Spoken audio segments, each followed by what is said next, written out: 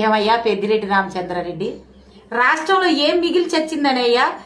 నారా చంద్రబాబు నాయుడు గారు మూట కట్టుకుని మరి విదేశాలు తీసుకెళ్లి దాచుకోవడానికి ఏం మిగిల్చి చచ్చారు మీరు? మీ పిండాకుడు తప్ప ఏం మిగిలింది? ఆఖరికి తాగుబోతును కూడా తాకట్టు పెట్టి, తాగుబోతు తలను కూడా తాకట్టు పెట్టి అప్పులు చేసుకున్నారు కదా.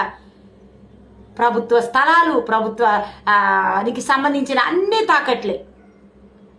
చెట్లు పుట్ల కూడా వదిలి ఉండరు మీరు. చెట్లు పుట్లను కూడా కొట్టుకుని, కలపను కూడా అమ్ముకుని తిన్న మీరు ఈరోజు రాష్ట్రంలో ఏదో మిగిల్చినట్టు, రాష్ట్రంలో ఏదో పెద్ద ఖనిజాన్ని దాచిపెట్టి మీరు అధికారంలోంచి దిగిపోయినట్టు, నారా చంద్రబాబు నాయుడు గారు విదేశాలు మూటలు పట్టుకుని వెళ్ళాడని మాట్లాడుతుంటే ప్రజలు నవ్వుతారండి. పెద్దిరెడ్డి రామచంద్రారెడ్డి గారు గత 5 సంవత్సరాలు జగన్మోహన్ రెడ్డి గారు నెలకు ఒక్కసారి వెళ్ళారు కదా.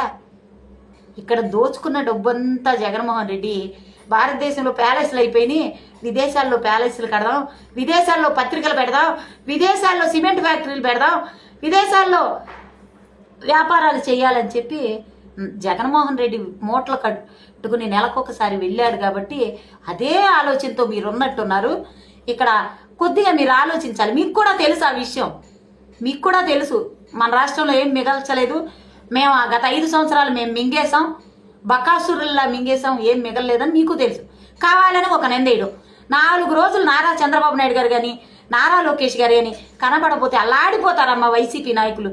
జగన్మోహన్ రెడ్డి దగ్గర నుంచి వైసీపీ కార్యకర్త వరకు, పెద్దిరెడ్డి దగ్గర నుంచి వెంకటరెడ్డి వరకు అందరూ అల్లాడిపోతారంతే. నారా లోకేష్ గారి ఫోటో పట్టుకుని, నారా చంద్రబాబు నాయుడు గారి ఫోటోలు పట్టుకుని మిస్సింగ్ మిస్సింగ్ మిస్సింగ్ మిస్సింగ్ అని మీడియా ముందుకు వచ్చి గుండెలు బాధేసుకుంటూ అల్లాడిపోతారమ్మ బిడ్డలు. మరి అంత ప్రేమ ఏంటో మరి అర్థం కావట్లేదు. నారా లోకేష్ గారిని చూస్తే అది ప్రేమో లేకపోతే భయమో, ఆయన్ని చూస్తే చాలు అనుకునే ఆరాధనో తెలియట్లేదు. కానీ వైసీపీ నాయకులు అల్లాడిపోతున్నారమ్మా. మా నారా లోకేష్ గారిని, చంద్రబాబు నాయుడు గారిని 4 రోజులు మిస్ అయితే